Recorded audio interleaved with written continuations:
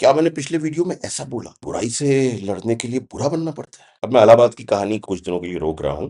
पहले कुछ positive story. जरूरी नहीं कि बुराई को बुराई से ही जीता जाए।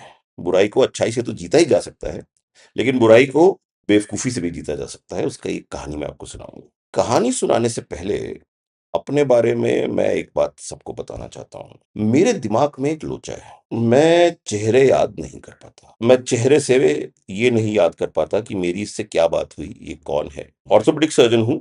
एक्सरे से मैं किसी का भी पता बता देता हूँ। जिस मैं ऐसे एक्सरे देखूं उसमें रॉड डली हुई है, पेशेंट सामने बैठा होता है, मैं उससे पूछता हूँ कि आपको कहीं देखा हुआ है, तो बताते हैं आपने ऑपरेशन किया है। कि ये ऑपरेशन मैंने इनका कब किया, कहाँ किया। फिर वो अपना एक्सरे मुझे दिखाते थे, एक्सरे देख के बता देता, अरे आपका तो 10 दिन पहले ऑपरेशन किया है हमने, आप इस बेड पे थे, आप यहाँ के रहने वाले हो, इस वाली बाइक से आप जा रहे थे, ऐसे कार से एक्सीडेंट हुआ। तो मैं चेहरे नहीं याद कर पाता, इंसिडेंसेस याद रहते हैं। तो जब भी कोई चेहरा मेरे सामने आता है जाना पहचाना, तो मेरा दिमाग एक्साइटेड होकर बस एक ही इंफॉर्मेशन मुझे देता है, इसको मैं अच्छे से जानता हूँ। तो इस कॉन्टेक्स्ट के साथ मैं ये कहानी शुरू करता हूँ कि बुराई को बेवकूफी से भी जीता जा सकता है। कहानी शुरू होती है आरएमएल की लाइब्रेरी से। आरएमएल में मैंने पोस्ट ग्रेजुएशन करी 2002 से 2005। आरएमएल का ये लाइब्रेरियन निहायत ही बदतमीज, किसी भी डॉक्टर से सीधे मुंह बात नहीं करता था, और ऐसा कोई डॉक्टर नहीं था जो उससे जलील ना हुआ। कि अगर आप आरएमएल की लाइब्रेरी घुसो, सारी कुर्सियां खाली होती थी, क्योंकि कोई डॉक्टर उस लाइब्रेरी में घुसना नहीं चाहता था, केवल उस आदमी की वजह से। एक बार ऑर्थोपेडिक कॉन्फ्रेंस थी, वहां कुर्सियां कम पड़ी। बॉस ने मुझे बोला, लाइब्रेरी में तो इतनी सारी कुर्सियां खाली पड़ी है, 5-6 कुर्सी ले आ वहां से। सर, बाहर कुछ कुर्सियां कम हैं, अगर आप इजाजत दें तो मैं 5 कुर्सियां बाहर लगा लूं। तुम्हारी कुर्सी की जिम्मेदारी मैं थोड़ी ना लूंगा। मैंने कहा कुर्सियां खाली तो पड़ी हैं, निकल बाहर। मैं किसी को कुर्सी वुर्सी नहीं देता हूँ, जा डीन से लिखवा के ला। अब 5 कुर्सी के लिए तुम डीन से लिखवा के ला। बाहर आते हुए भगवान से एक ही चीज मांगी कि मुझे इसके साथ हिसाब बराबर करने का मौका दो। 3 महीने बाद, 3-4 महीने निकले होंगे उस बात को, एक आदमी हाथ जोड़े हुए आरएमएल की इमरजेंसी में घुसा। घुसते ही बोला कि सर, मैं यहीं पे काम करता हूँ और मेरी बेटी की शादी हुई थी पिछले महीने, मेरे दामाद जी हैं, इनका एक्सीडेंट हो गया, इनका पैर टूट गया है। मैंने कहा ये चेहरा जाना पहचाना है, इससे मैं कहीं मिला हूँ, और अच्छे से मिला हूँ। मतलब कहाँ मिला हूँ, कैसे मिला हूँ, ये याद नहीं आ रहा था। मैं कहा सर, आप बिल्कुल चिंता ना करें, आप यहाँ बैठे, आपका दामाद हमारा दामाद, इसका पूरा इलाज फ्री होगा। वैसे तो आरएमएल में सर्जरी वगैरह फ्री होती है, लेकिन अधिकतर इम्प्लांट बाहर से आते थे और पेशेंट उसके पैसे देता था इम्प्लांट की कंपनी को। तो मैंने इम्प्लांट की कंपनी को फोन किया कि हमारे पास एक वीआईपी केस आया है, सामान भेजो, उसका कोई पैसा नहीं मिलेगा तुम्हें, है ना। इम्प्लांट वाले अगर हम किसी को बोल देते थे कि इसका सामान फ्री कर दो, तो फ्री कर देते थे, क्योंकि हम कभी कट प्रैक्टिस में नहीं थे। हम इम्प्लांट वालों से कुछ ऊपर से लेते नहीं थे, जो बहुत सारी जगह प्रैक्टिस है लेने की। तो हम जिसको चाहे फ्री करा सकते थे।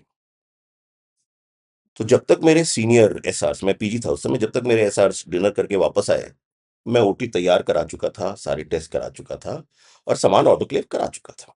अब जैसे ही मेरे एसआर आए और वो बाहर उस आदमी से मिले, उसने बताया कि ऐसे ऐसे मेरा ऑपरेशन होने और मेरे दामाद का ऑपरेशन होने वाला है 1 घंटे बाद। वो एसआर जो जिंदगी में मुझसे कभी नाराज नहीं हुए थे, बहुत कम गुस्सा होते थे, वो गुस्से में अंदर घुसे।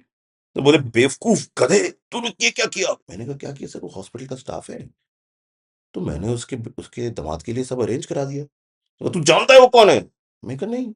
तो साले वो लाइब्रेरियन है, केवल हमको जलील करता है, ऐसे आदमी को भगा दे, तू बाहर जाओ उसको और उसको लात मार के भगा दे, उसका काम यहाँ नहीं होगा। मैंने कहा सर, अब मैंने उसको बोल दिया है, मैंने इतनी इज्जत से बात कर ली है उससे, अब कर देते हैं सर। अब और एज ए पीजी किसी भी केस को भेजना हमारे लिए बहुत दुख वाला काम होता था, हमें काम करना होता था। जो आजकल लड़के रोते रहते काम काम, हम काम के लिए तरसते थे कि जितना काम आएगा उतना काम करेंगे। हम पता नहीं क्यों रात रात भर उठने में मजा आता था, जितना काम होता था उतना ज्यादा प्लेजर मिलता था।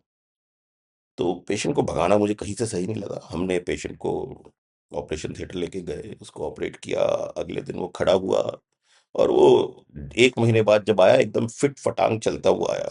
अब एक बुरे आदमी को, जो डिजर्व नहीं करता था, एक्चुअली वो डिजर्व नहीं करता था कि उसको इतनी अच्छी ट्रीटमेंट मिले, लेकिन मेरी याददाश्त की वजह से हमने उसको एक अच्छी ट्रीटमेंट दे दी। उसके बाद से कोई भी डॉक्टर किसी भी डिपार्टमेंट का अगर लाइब्रेरी में घुसता था, वो आदमी 180 डिग्री बदल गया था।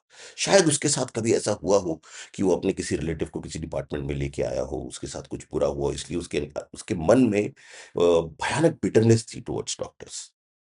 और इस एपिसोड के बाद उसकी बिटरनेस इज्जत में घुल गई थी। और अगर हम लोग कभी गलती से लाइब्रेरी घुस गए, तो हमारे लिए तो ऐसा होता था कि हमारे चरणों में आ जाता था कि हमारे लिए क्या कुर्सी लगा दे, कॉफी मंगा दे, चाय मंगा दे, आप खाइए, लाइब्रेरी में खा सकते हैं, आपके लिए कोई टेंशन नहीं है। तो ये एक कहानी है जिसमें जो मैंने ही बात बोली थी कि बुराई के लिए, बुरे से लड़ने के लिए बुरा बनना पड़ता है। कई बार बुराई से लड़ने के लिए, कई बार नहीं, मेरे ख्याल से 90% केसेस में बुराई को अच्छाई ही मात देती है। मेरा अगर मेरे पिछले वीडियो से ये मैसेज गया है कि सब बुरे बन जाओ बुरे से लड़ने के लिए, तो मेरे ख्याल से वो इनकम्प्लीट मैसेज था। वो उस समय सिचुएशन डिमांड करती थी कि मैं बुरा बनूं।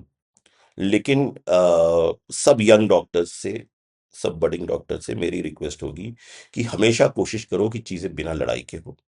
जिसकी मदद कर सकते हो करो, बुरे की भी मदद करो। अ, बुरे बदल जाते हैं, बुरे भी अच्छे बन सकते हैं। यू नेवर नो उनके पीछे क्या चल रहा है। तो ये तो थी पहली कहानी।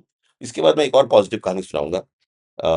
2 पॉजिटिव कहानी के बाद ही मैं वापस इलाहाबाद की स्टोरी पे आऊंगा।